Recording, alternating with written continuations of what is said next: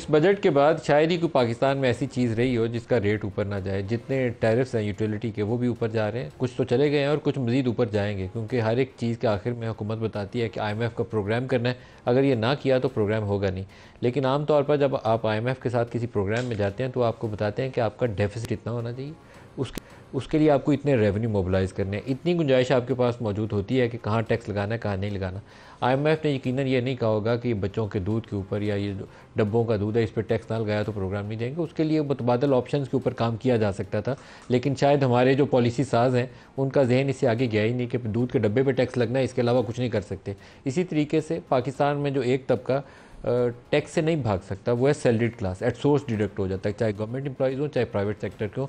उनको सैलरी मिलती है उस वक्त है जब एट सोर्स आप काट लेते हैं। तो जितना टैक्स उनका कट रहा है उनको मज़ीद स्क्वीज़ करने की ज़रूरत नहीं थी, क्योंकि आप 2 सालों से 25-30% से महंगा कर रहे हैं हर चीज़ को। इन्फ्लेशन है आपका, और फूड इन्फ्लेशन आपका 40-50% पे जाती है। तो आप उनकी आमदन तो उतनी नहीं बढ़ा सकते साल में 40-50%, तो कम से कम उनकी टैक्स स्लैब्स को मत छेड़ें। तो जो 1 लाख से नीचे है, 2 लाख से नीचे है, उनकी भी आपने टैक्स बढ़ा दी, 1 लाख से नीचे से शुरू कर दी, डबल हो गया उसका टैक्स रेट।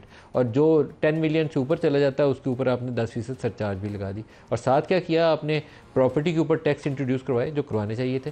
लेकिन जितने गवर्नमेंट एम्प्लॉइज़ हैं और जितने फ़ौज के लोग हैं और जितने बाकी लोग हैं कुछ सरकारी महकमों के, उनको आपने एग्जम्प्ट कर दिया उस कैटेगरी से। जिसको 3 प्लॉट मिले हैं वो 3 बेचेगा, उसको भी एग्जम्पशन बरकरार रहेगी। क्यों भाई, ये कौन सा इंसाफ है? तो ये जो नाइंसाफ़ी है उसका खमियाजा ये निकलेगा कि महंगाई और ऊपर जाएगी, लोग चीखें मारेंगे, ख़ास तौर पर जिनकी महदूद आमदन है, ना वो बिजली के और गैस के बिल दे पाएंगे और ना ही दूध खरीद के बच्चों के लिए घर ले जा सकेंगे। तो फिर वो क्या करेंगे, फिर वो चीखें मारेंगे, प्रोटेस्ट करेंगे, और नहीं करेंगे तो उनका सर्वाइवल मुश्किल हो जाएगा। तो बजट के अंदर कुछ चीज़ें जो है वो गैर दानशमंदाना तरीके से की गई हैं, और सर्वाइवल पाकिस्तान की एट स्टेक है वो हमें नज़र आता है। लेकिन उन सेगमेंट्स पे बोझ डालने की ज़रूरत थी जिनके ऊपर टैक्स का बोझ कम है, जो आमदन तो कमा रहे हैं, घर लेकर जा रहे हैं, पैसा टैक्स नहीं दे रहे। हमने उनको स्क्वीज़ कर दिया जो ऑलरेडी टैक्स दे रहे थे। और महंगाई में उन चीज़ों के ऊपर आमतौर पर बोझ डाला जाता है जो एक हर घर में ज़रूरत ना हो। जो 1000 रुपये रोज़ कमाने वाला है उसको भी दूध चाहिए ज़िंदा रहने के लिए, चीनी और आटा चाहिए, और जो 1 लाख रुपया महीना कमा सकता है उसको भी दूध और आटा चाहिए। तो आपको कुछ फ़र्क करना चाहिए था, उन चीज़ों पे बोझ डालना चाहिए था जिससे बिल्कुल जो वल्नरेबल सेगमेंट्स हैं उन पे कम से कम बोझ पड़े। पाकिस्तान की सियासी सूरत हाल पे आ जाएँ तो पाकिस्तान की सियासत आज भी वहीं स्टैंड करती है जहाँ आज से हमने साल 2 साल पहले जिस सफ़र का आगाज़ किया था। बेयकीनी, और बेयकीनी में हर रोज़ इजाफा हो रहा है। 8 फरवरी को इंतखाबात से लोगों को आस उम्मीद थी कि इंतखाबात हो जाएंगे तो हल निकल आएगा, हल फिर नहीं निकला। पहले एक बड़ी सियासी जमात से हमने बल्ले का निशान छीन लिया, तहरीक इंसाफ से, कि इससे ये इलेक्शन हार जाएंगे, आगे नहीं जा सकेंगे। वो केस भी अभी तक सुप्रीम कोर्ट के सामने लगे हुए हैं, उसका भी नतीजा निकलना बाकी है। फिर 8 फरवरी को लोगों ने वोट जिनको डाला वो फॉर्म 45 और 47 की नज़र हो गया। तो फिर हमने कहा कि आप ट्रिब्यूनल में चले जाएं, ट्रिब्यूनल फैसला कर देंगे। ट्रिब्यूनल बन गए, ट्रिब्यूनल से फैसला होने लगा इस्लामाबाद के 3 हलकों का। इस्लामाबाद हाई कोर्ट के एक सर्विंग जज, और उनका तरीक़ाकार भी हुकूमत, ये मौजूदा पीडीएम वाली जो है, इसने ख़ुद तय किया हुआ था। हाई कोर्ट से नाम आएंगे, इलेक्शन कमीशन उनको लगाएगा, केस सामने जाएंगे, फैसला होने की स्टेज आई तो फिर परेशानी लाक होगी कि ये ना हो कि हमारे चंद MNAs MPs जो हैं ये उड़ा दें। पतन की कल वाली रिपोर्ट जो हमारे सामने आई है वो जाहिर करती है कि लाहौर के 20 सूबाई और 1 कौमी का NA-225 वहाँ इलेक्शन का रिज़ल्ट उस वक्त जारी कर दिया इलेक्शन कमीशन ने जब फॉर्म 45 उसके पास एक भी मौजूद नहीं था। तो ये बहुत मुतनाज़ सूरत हाल होगी। तो अब हुकूमत ने उसका एक हल ढूंढा है। उन्होंने कौमी असम्बली से एक बिल पास करवाया, पहले तो एक ऑर्डिनेंस के ज़रिए आया था, अब उन्होंने कौमी असम्बली से पास करवा लिया, और अभी से थोड़ी देर पहले सेनेट ने भी उसकी मंजूरी दे दी है कि अब रिटायर्ड जजेस भी ट्रिब्यूनल के अंदर लगाए जा सकते हैं। तो जो सर्विंग वाले परेशान कर रहे थे इस्लामाबाद हाई कोर्ट वालों को, आजकल ख़ास आज़ाद अदलिया बनने का शौक़ आया हुआ है, तो उन्होंने कहा अच्छा इनका हल ढूंढते हैं, सर्विंग की बजाय रिटायर्ड जज लगाते हैं। तो वो बिल बन गया। तो अब ये जो जिन लोगों को शौक़ था कि उनको इंसाफ मिलेगा ट्रिब्यूनल से, मेरा ख्याल है कि अल्लाह खैर रखे, वैसा ही इंसाफ मिलेगा जैसे पाकिस्तान में हमेशा इंसाफ मिला करता है। आज जो प्रोग्राम में हमारे साथ शुरका है उसमें शकरम साहब है, पाकिस्तान तहरीक इंसाफ के सीनियर रहनुमा है। इसके अलावा खुर्रम दस्तगीर खान PMLN से हमारे साथ होंगे, दोनों को खुशामदीद कहते हैं प्रोग्राम में। शेख वकास साहब, ये ट्रिब्यूनल वाला मामला बड़ा इंटरेस्टिंग है। हम आप लोगों को कहते थे कि जिसको फॉर्म 45 47 का इशू जाए, हाई कोर्ट के जज हैं, इंसाफ होगा वहाँ से। तो आज उन्होंने हल ढूंढ लिया इंसाफ करने का। ये तो देखिए, ये जिसको हल आप कह रहे हैं हम तो उसको बदयांती समझते हैं, हम तो ये समझते हैं कि they were trying to play around the law. आपको याद होगा कि ये जो पिछली असम्बली थी उसके ये ट्रिब्यूनल्स थे जिसमें हाजिर जज बैठे थे, उससे पहले इन्हीं लोगों यही जो पार्टियां मौजूद हैं, इन्हीं की मौजूदगी में जो ट्रिब्यूनल्स थे उनमें रिटायर्ड जजेस थे।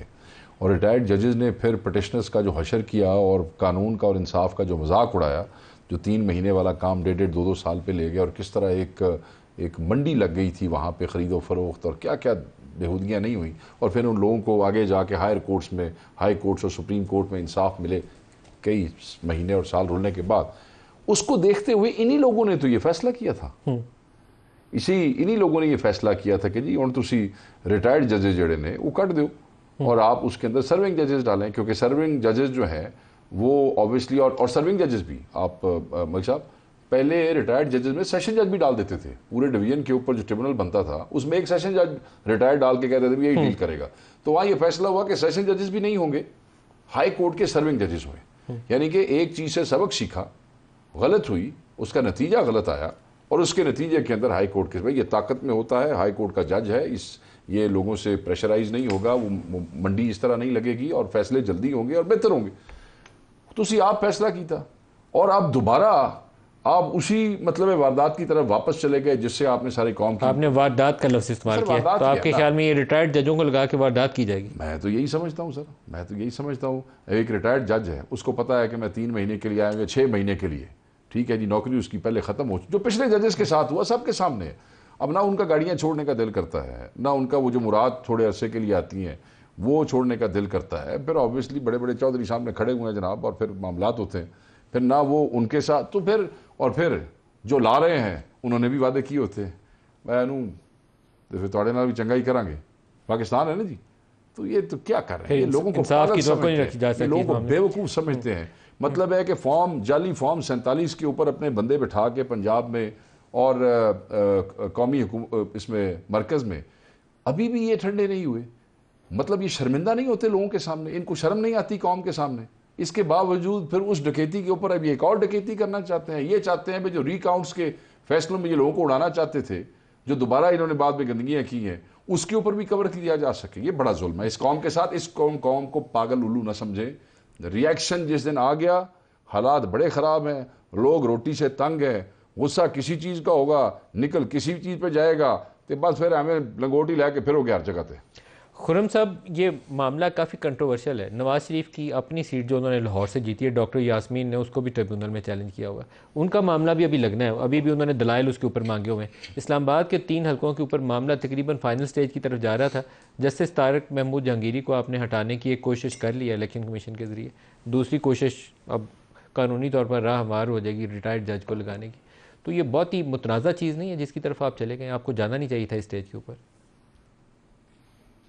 सब पटिशन तो मैंने भी की हुई है, मैं कहाँ जाऊं? आपको भी उसी ट्रिब्यूनल से इंसाफ मिलेगा जिसके लिए तरमीम भी आप लोगों ने खुद की थी। तो यही इश्यूज हैं कि आवाज़ मुझे नहीं आ रही। हम सब इस निज़ाम में अदालत के सामने पेश होते हैं, और अदालत के बारे में जो भी हमारे तहफ़्फ़ुज़ात भी हैं, हमारी उम्मीदें भी हैं, उसमें दोनों तरफ बड़े स्ट्रॉन्ग आर्गुमेंट्स हैं।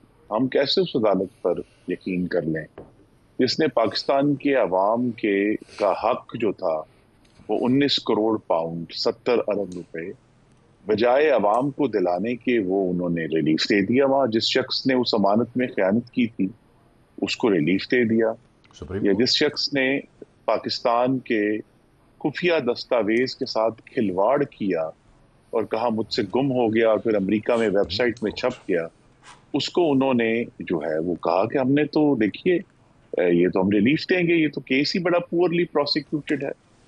तो जब उनको रिलीफ मिल जाए तो हम कहते हैं बहुत ही पुअरली प्रोसिक्यूटेड है, जब हमें कोई रिलीफ मिल जाए तो कहते हैं ये तो बड़ी ज्यादती हो गई। देखिए पाकिस्तान में एक ही तरह की कानून की हुक्मरानी है। आप नहीं कह सकते कि जी कल जब मुस्लिम लीग नून के जो कायदीन थे वो जब 22-22 महीने जेल में थे और उनकी जमानत की जो पेशी थी वो नहीं होती थी, उस वक्त या तो कानून की हुक्मरानी थी या आज कानून की हुक्मरानी है। जिस तरह होगा हम सब अदालत के सामने सर, आपने तो कानून ही बदल दिया। हुक्मरानी के लिए, कानून की हुक्मरानी के लिए आपने कानून ही बदल दिया। जज पसंद नहीं था आ रहा, फैसला पसंद नहीं था आ रहा तारिक महमूद जहांगीरी का, तो आपने जज बदलने के लिए कानून ही ना बना दिया। तो ये दिस इज नॉट फेयर। कि जो पटिशनर के हकूक हैं वो जब पटिशनर इस्तेमाल करता है तो मेरी इस्तदा है कि उसको फिर उसकी नीयत पे या बदनीयती पे हम सब अपनी राय दे सकते हैं। और ये बात हमें हमेशा याद रखनी है कि जिस आइन का हम सब हवाला देते हैं, उस आइन के तहत सबसे बड़ी जिम्मेदारी इलेक्शन के पूरे प्रोसेस को दुरुस्त करवाने की वो इलेक्शन कमीशन ऑफ पाकिस्तान की है, और उनकी अथॉरिटी हमेशा से थी अच्छा, ट्राइब्यूनल लगाने मैं की।